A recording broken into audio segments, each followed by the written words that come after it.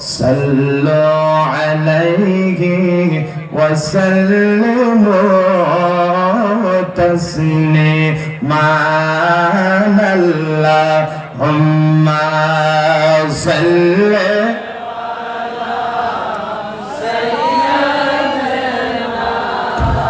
مولانا محمد وعلى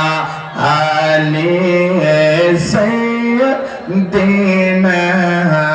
مولانا না রে ইমাম তুই ভাই কেন্দে বলে ও গো নানা ওঠো না রে একবার ওঠো কথা বলো দিল কো লে যাই মানে না রে একবার ওঠো কথা বলো দিল কো লে যাই মানে না आला अल्लाह है बोलो सबका मौला अल्लाह है सबको पैदा उसने किया कुदरत वाला अल्लाह है ला इलाहा ला सुरे এমন একটা নূর যে নূরকে আল্লাহ রাব্বুল আলামিন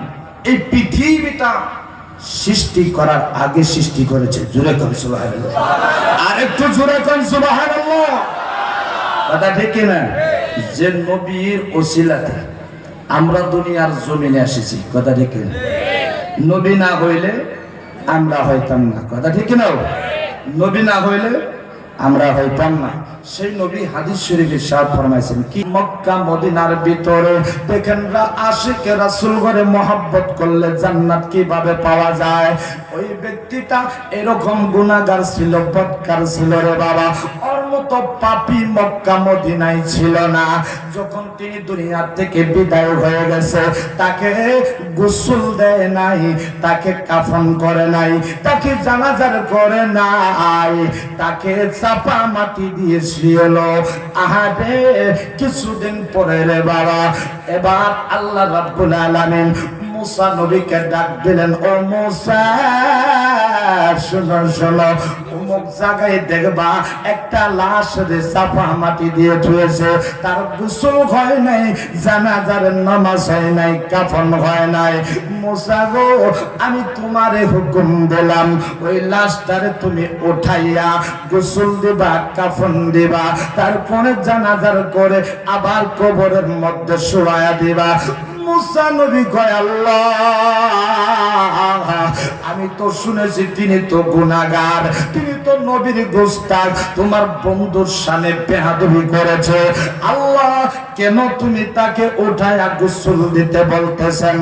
আল্লাহ বলে মুসা শোনো শোনো শোনো, আমি এর জন্যই তোমাকে গোসল দিতে বলেছি, আমি আল্লাহ যেটি হুকুম করেছি সেটা তুমি পালন করো।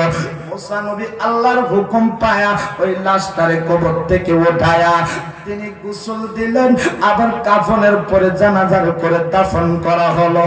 এবার মুসা নবী আল্লাহকে ডাক দেখে, আল্লাহ আমি জানতে চাই আপনি কেন তারে গোসলের ব্যবস্থা করে দিলেন, কেন তাকে কাফনের ব্যবস্থা করে দিলেন, কেন তাকে জানাজারের ব্যবস্থা করে দিলেন? আল্লাহ বলে মুসা তুমি জানো না ওই পাপীটা যখন দুনিয়ার মধ্যে ছিল তিনি আমার বন্ধুর শানে গুস্তাখি করেছে। বলে হ্যাঁ, তিনি মানুষের নজরে পাপী ছিল, গুনাহগার ছিল, কুলাঙ্গার ছিল, কিন্তু ও মুসা শোনো শোনো, তিনি দুনিয়ার জমিনে একটা কাজ ভালো করেছে। বলে কি কাজ ভালো করেছে? আল্লাহ কয় মুসা রে, যখন ওই ইহুদিটা তাওরাত কিতাব পড়তেছিল আর তাওরাত কিতাব পড়ার সময় আমার বন্ধুর নামটা বাহার হয়েছিল, আমার বন্ধুর নামটাকে তিনি মহব্বত করেছে আর চুমু খাইছিল রে বাবা। এর জন্য আমি আল্লাহ আমার মাহবুবকে মহব্বত করার কারণে আমি তার ঠিকানা জান্নাতের মধ্যে করে দিয়েছি। আরেকটু জোরে গাওয়া যাবে।